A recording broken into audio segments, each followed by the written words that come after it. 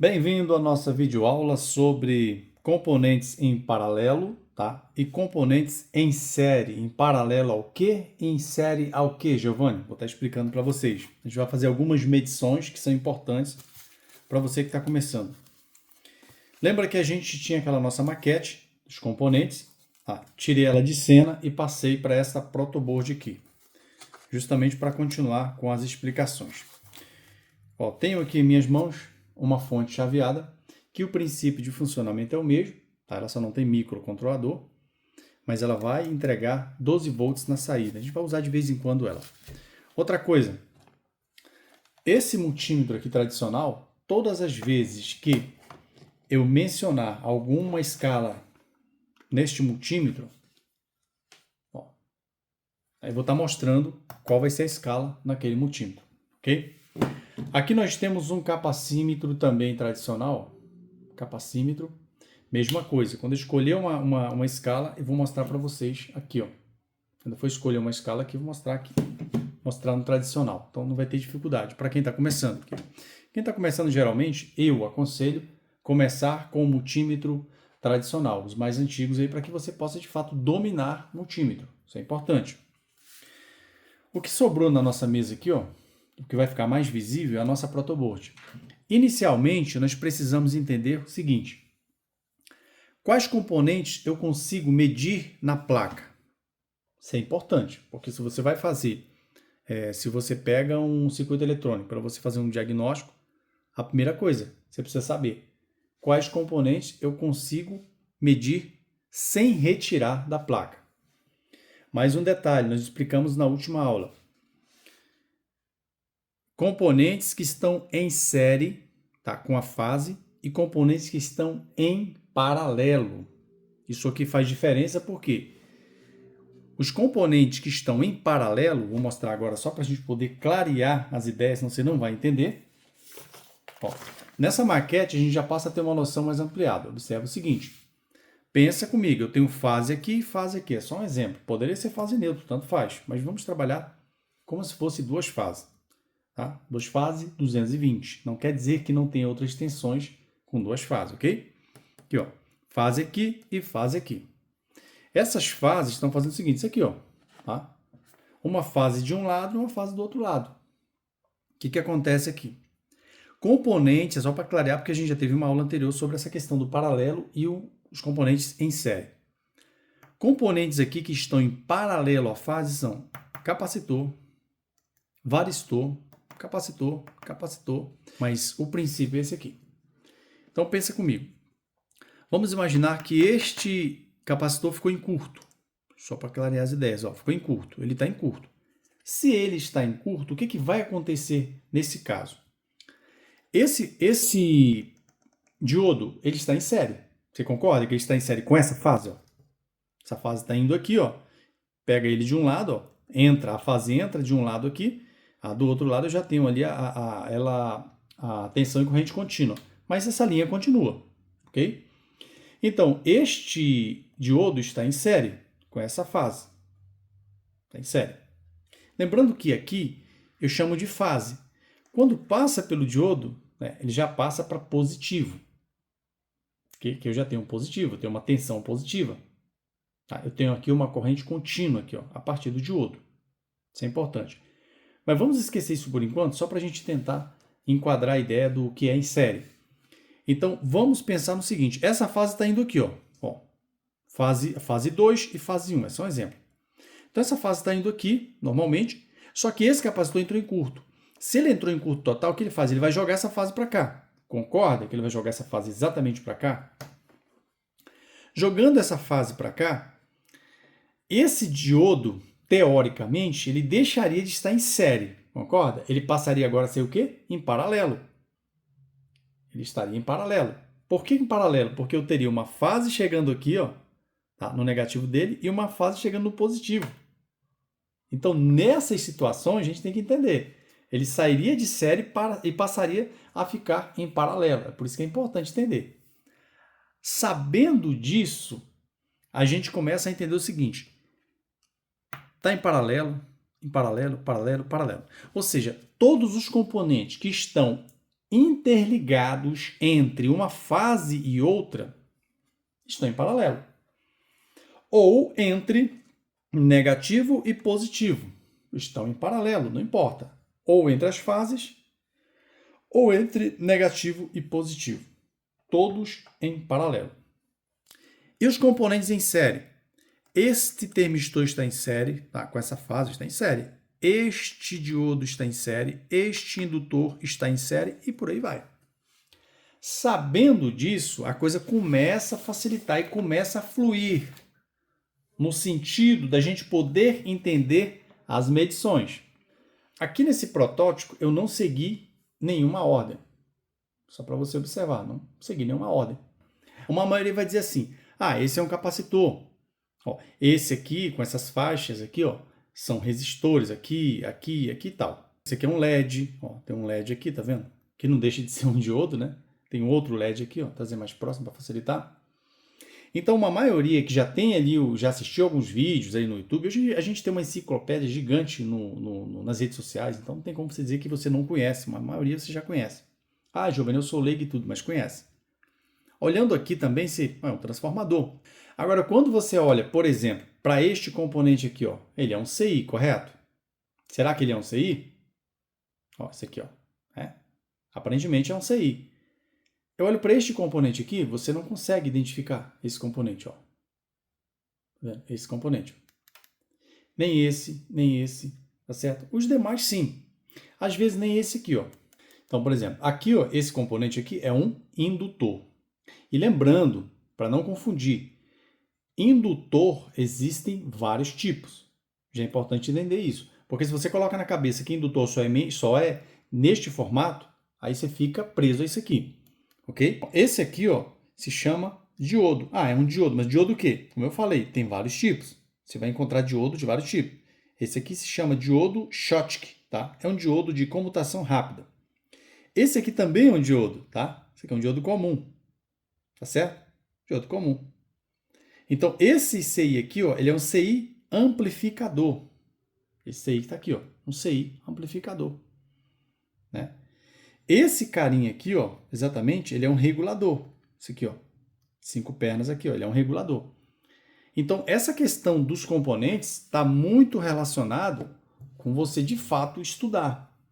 Porque se você conhece os componentes, como a gente vem sempre falando, você consegue saber qual é a função dele. Mas antes, dá mais uma palhinha aqui na nossa maquete aqui.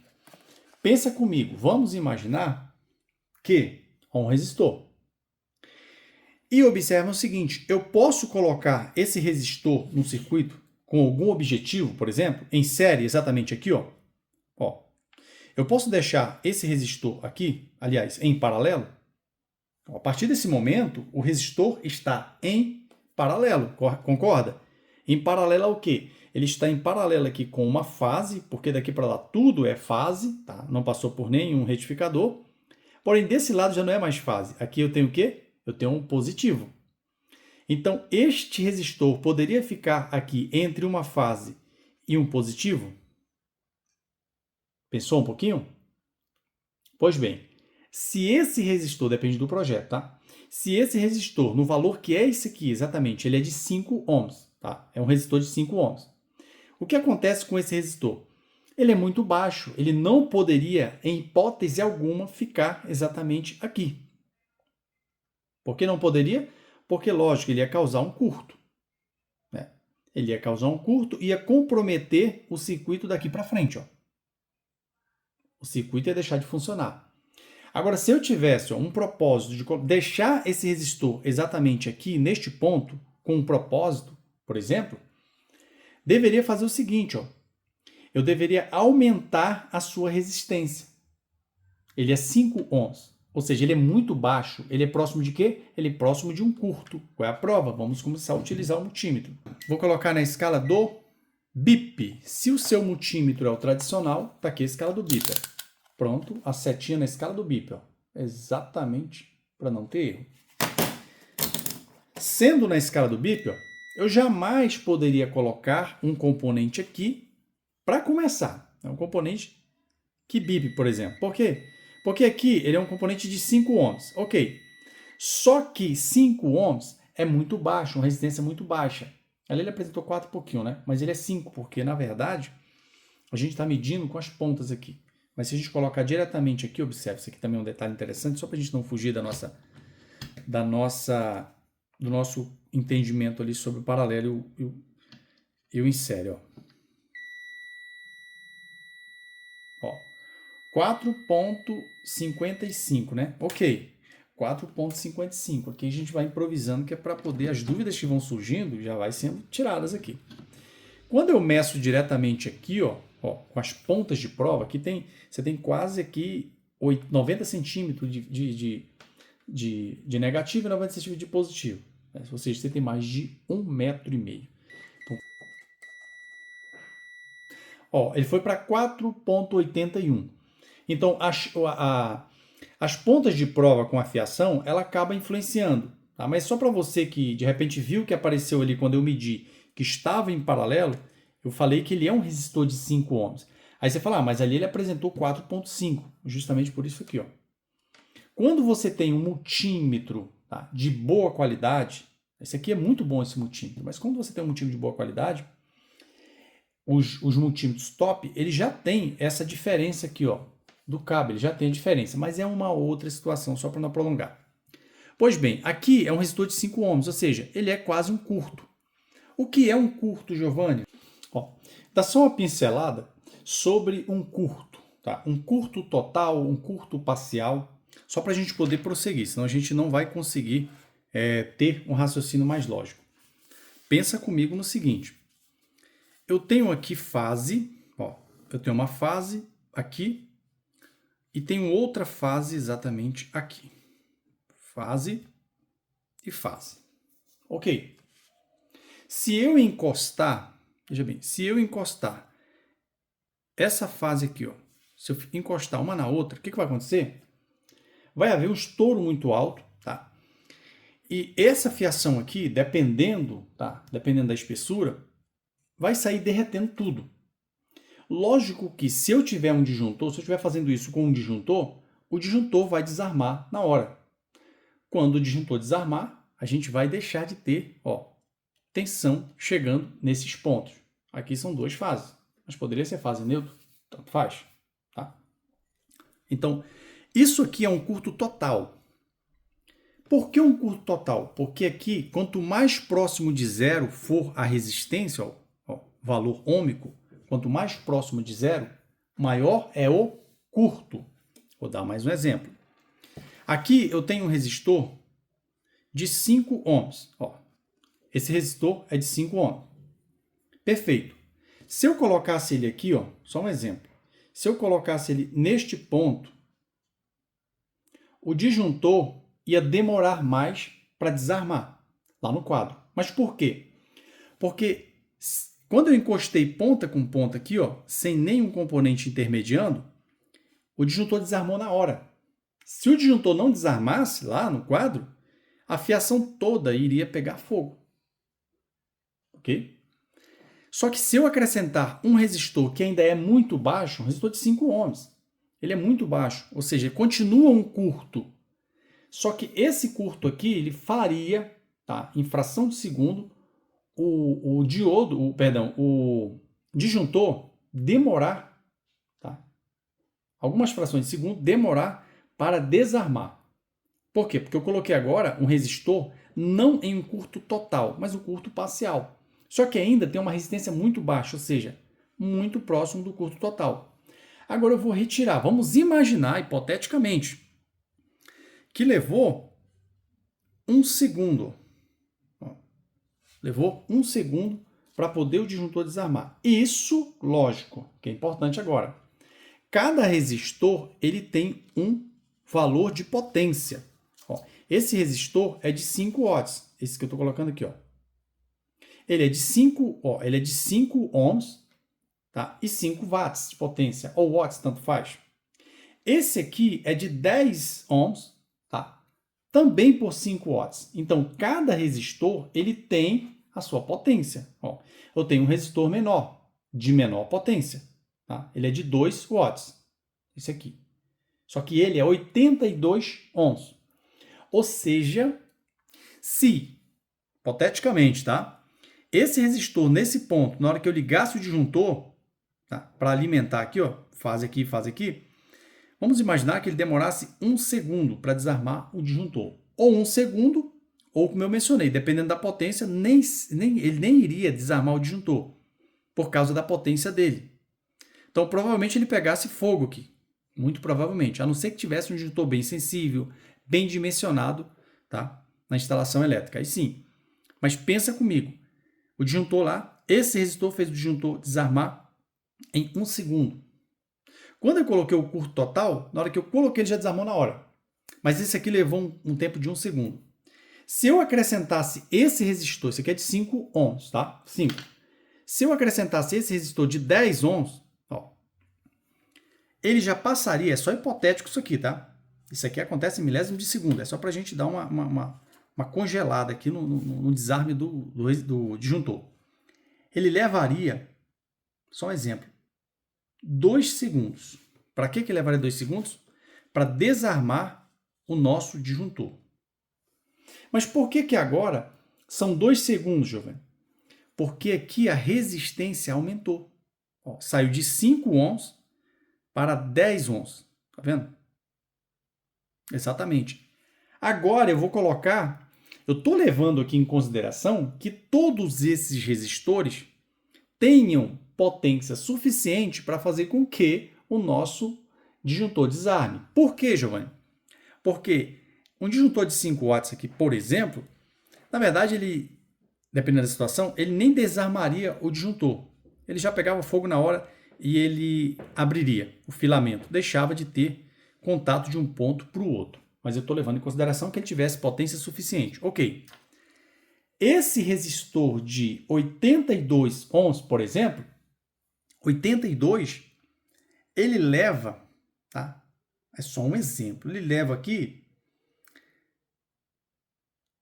10 segundos, é só um exemplo bem hipotético. Ele leva 10 segundos para fazer com que o disjuntor desarme. Por quê? Ele tem uma resistência muito alta. Qual, Giovanni? A resistência dele? Ele é de 82 ohms. Ó, 82. Esse aqui, ó, é de 10 ohms e esse aqui de 5 ohms. Aqui, ó. Então, a diferença, o tempo de desarme, tá? Ou o tempo do curto aqui, ele levaria a pegar fogo, por exemplo, seria de acordo com o valor ôhmico dele. 82, 10 e 5 ohms. Então, só para você entender o que é um curto exatamente. Um curto é quando esse número aqui, tá, do valor resistivo, do valor de resistência, seja menor. Quanto menor, maior o curto. Então, só para finalizar, né, sobre o curto, porque vai ser interessante para as nossas próximas aulas. Então, vou deixar nessa posição só para a gente simplificar e facilitar. Exemplo, aqui eu tenho um resistor de 5 ohms. Aqui eu tenho um resistor de 10 ohms. Aqui um resistor de 82. Tá? Você está vendo que quanto maior a resistência, tá, menor é o curto. Isso aqui, ó, ele fica muito mais longe de um curto total. Esse aqui está muito mais próximo de um curto total. Este aqui, muito mais próximo ainda. Esses resistores, eles são considerados uma carga. Por que uma carga? Porque existe um consumo de corrente aqui, ó. Aqui existe um consumo de corrente. É como se eu colocasse, por exemplo, a resistência de um chuveiro elétrico, que também a resistência é muito baixa. O valor resistivo, o valor ôhmico é muito baixo. Ó, um chuveiro de 127 volts, por exemplo, vamos imaginar um chuveiro de 5.500 watts. Em 127 volts, a corrente é muito alta. Então, ele é muito considerado com curto. E por que ele não estoura o disjuntor? Porque o disjuntor que for dimensionado para esta carga, ou seja, para esse resistor de chuveiro, para essa resistência de um chuveiro, ela tem que ser muito maior. Tá? Vamos imaginar que eu tinha colocado aqui um resistor de 82 ohms. Aqui, ó, 82. Hipoteticamente, aqui no quadro, ele estava usando um disjuntor, tá, só um exemplo, de 6 amperes. Disjuntor de 6 amperes. Aqui em 220, é só um exemplo. Só que a partir do momento que eu coloco aqui uma resistência de chuveiro, o material da resistência ele é muito mais resistente do que esse resistor de 5 watts, até pela potência. Um resistor, de 2 watts, esse aqui, ó, de 2. A resistência de um chuveiro, por exemplo, vou dar só um exemplo, 5.500 watts. Agora imagina, ó, 5.500 watts. Aqui, ó, um chuveiro. Esse resistor que eu coloquei agora há pouco, um resistor de 2 watts. A diferença é gigantesca. Para que o chuveiro consiga suportar aqui, ó, nas duas fases, agora aqui eu estou falando das duas fases, ele precisa, lógico, ter um material que seja suficiente para suportar a corrente. Né? Aqui você tem muito mais de 25 amperes de corrente, tá? Dessas duas fases, levando em consideração aqui essa potência. Então, basicamente, isso aqui, só para a gente poder prosseguir e entender o que é um curto parcial e um curto total. Próxima aula, a gente vai medir os componentes. A próxima aula, para não ficar muito tumultuado. Próxima aula, medição de componentes, e eu vou estar mostrando para você cada escala desse multímetro, você que tem dificuldade. Se você não aprender realmente o que você não está estudando, vai ficar muito fácil essas medições, ok? Até a nossa próxima aula.